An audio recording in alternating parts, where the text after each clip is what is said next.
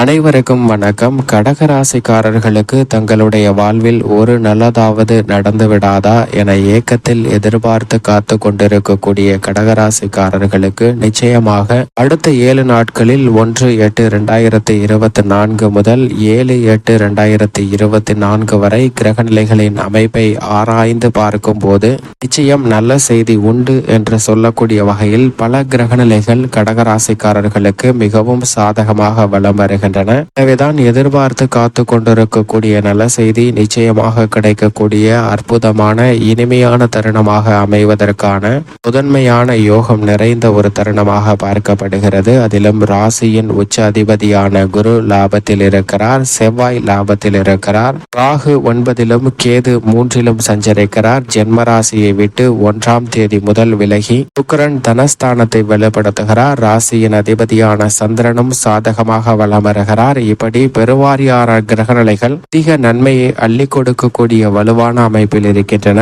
சனி அஷ்டமத்தில் இருந்தாலும் வக்ரம் பெற்றிருப்பது நல்ல மாறுதலை பெற்றுக் கொடுக்கிறது. சாதகமற்ற அமைப்பு என்றால் ஜென்மத்தில் நிலை கொண்டிருக்கக்கூடிய வித்யாகாரகரான புதன் மற்றும் உஷ்ண கிரகமாக இருக்கக்கூடிய சூரியனும் ஜென்மத்தில் நிலை கொண்டிருக்கிறாருங்க. எனவே உடல்நல ஆரோக்கியம் சார்ந்த விஷயங்களில் மிக முக்கியமாக கவனத்துடன் செயல்பட வேண்டும். எந்த பணியை மேற்கொண்டாலும் திட்டமிட்டு செய்தால் அதில் ஏற்படக்கூடிய அலைச்சல்களை பெருவாரியாக குறைத்து நல்ல முன்னேற்றத்தை பெறுவதற்கான சூழல் நிச்சயமாக கிடைக்கும். அதைவிட வித்யாகாரகரான புதன் ஜென்ம ராசியில் இருப்பதால் எந்த பணியையும் உணர்ச்சி வசப்பட்டு முடிவெடுக்க கூடாதுங்க. சற்று நிதானமாகவும் பொறுமையாகவும் முடிவெடுக்க வேண்டிய தருணமாக பார்க்கப்படுகிறது. சின்ன சின்ன விஷயங்களுக்கு கூட முன்கோபத்தால் சில எதிர்பாராத ஏமாற்றத்தை சந்திப்பதற்கான சூழலும் உண்டு என்பதை புதன் மற்றும் சூரியன் ஆகிய இரு கிரகநிலைகளும் உறுதிப்படுத்துகின்றன. இருந்தாலும் குரு லாபஸ்தானத்தில் அதீத நன்மை தரக்கூடிய வலுவான அமைப்பில் வெற்றிருக்கிறார். அவருடன் இணைந்து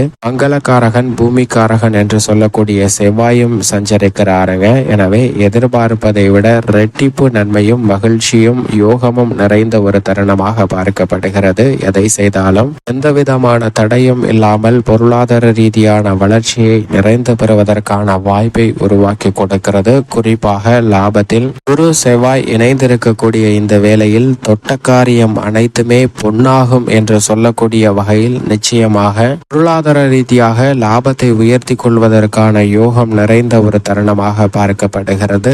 பண வசதிக்கு குறைவில்லாமல் உங்களுடைய சிறு முயற்சியில கூட மிக பெரிய அளவில் நல்ல முன்னேற்ற வாய்ப்புகளை நிறைந்து பெறுவதற்கான சூழல் நிச்சயமாக உண்டு. குடும்ப ரீதியாக திட்டமிடக்கூடிய காரியங்கள் எதுவாக இருந்தாலும் அவற்றில் அலைச்சல் குறையும். குடும்ப முன்னேற்றமும் ஒற்றுமையும் அதிகரிப்பதற்கான யோகம் உண்டுங்க. திருமணம் உட்பட பல்வேறு வகையான சுப நிகழ்வுகளை மிக சிறப்பாக உறுதி செய்வதற்கும் நடத்துவதற்கும் யோகம் நிறைந்த ஒரு தருணமாக பார்க்கப்படுகிறது.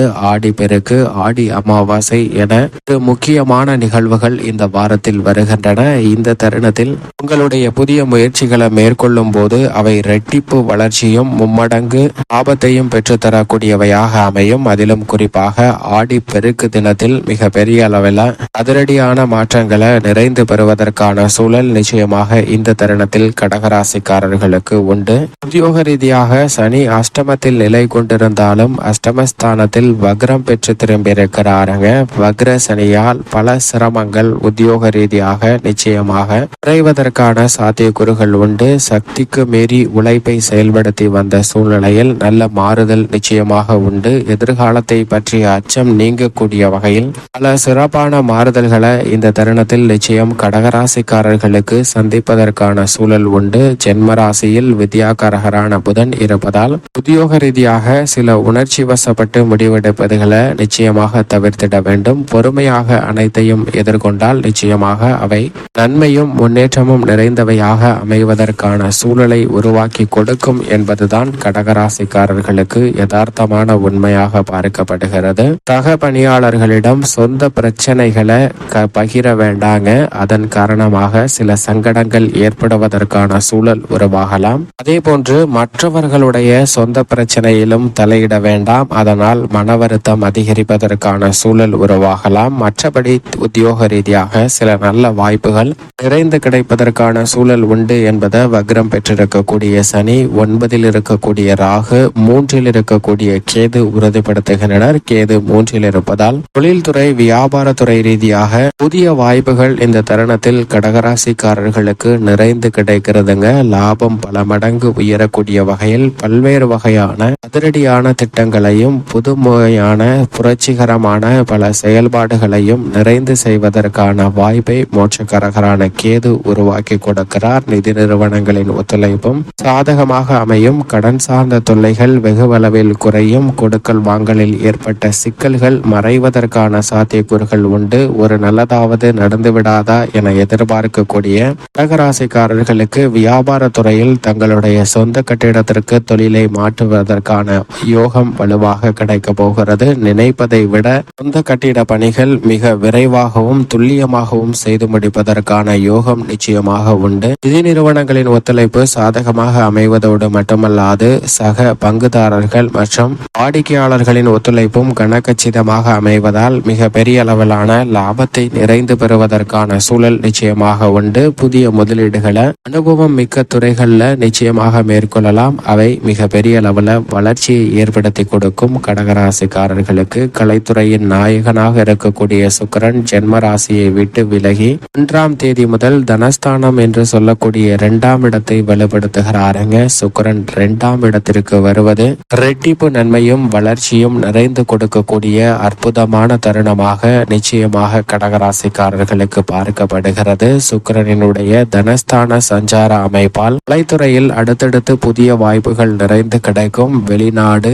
வெளியூர் என பயணங்கள் மேற்கொண்டு உங்களுடைய கலை திறமையை பொருளாதார ரீதியான முன்னேற்ற வாய்ப்புகளாக மாற்றிக்கொள்வதற்கான யோகம் உண்டு. ஆடம்பர செலவுகள் அதிகரித்தாலும் கூட வருமானத்தை உயர்த்துவதற்கான யோகம் வலுவாக கிடைக்கிறது. அரசியல் சார்ந்த பணிகளில் மேல்மட்ட தலைவர்களின் ஆதரவும் மக்கள் மத்தியில் உங்களுடைய செல்வாக்கு உயரக்கூடிய வகையில் பல நல்ல மாற்றங்களை இந்த தருணத்தில் வலுவாக சந்திப்பதற்கான யோகம் உண்டு. மாணவர்களின் கல்வியில் சற்று கூடுதல் கவனம் நிச்சயமாக தேவை. ஏனென்றால் வித்யாகாரகர் ஜென்மத்தில் இருக்கிறார். விவசாயம் சார்ந்த பணிகளில் நல்ல வளர்ச்சி உண்டு. புதிய நிலம் வீடு வீட்டுமனை பண்ணை நிலம் அமைத்தலுக்கான யோகமும் விவசாயம் சார்ந்த நவீன உபகரணங்கள் வாங்குவதற்கான வாய்ப்பும் கடகராசிக்காரர்களுக்கு உண்டு. பெண்மணிகளை பொறுத்த வரைக்கும் குரு சுக்கிரன் என 2 கிரக நிலைகளுமே உச்சபட்ச நன்மையை அள்ளி கொடுக்கக்கூடிய வலுவான அமைப்பில் வலம் வருவதால் கடகராசிக்கார பெண்மணிகளுக்கு அதிர்ஷ்டத்தின் உச்சம் என்றே சொல்லிவிடலாம். இந்த வாரத்தை